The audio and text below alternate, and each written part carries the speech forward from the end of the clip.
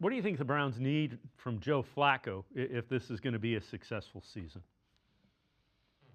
I think it's simple. I think it's just run a competent offense, right? Last year the offense was so bad, historically bad even.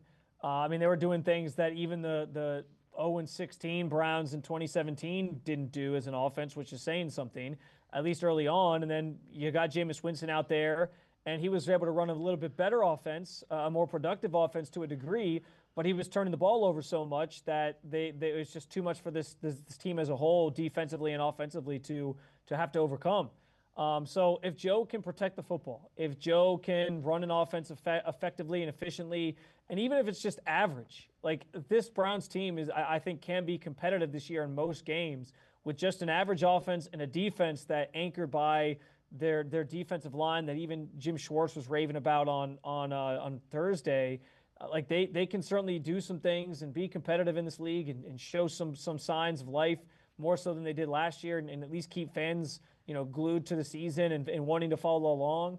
So I think though for Joe, it's just about mostly protecting that football and making sure the offense is putting up some points and finishing drives with points in some capacity and having extended drives, because that was another problem last year.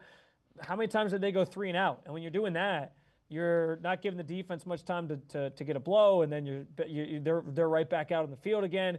And so it's kind of that symbiotic relationship between the two units. But if they can just be effective, they can run an effective offense, move the football, and end more drives than not in points, then I think they're going to be okay.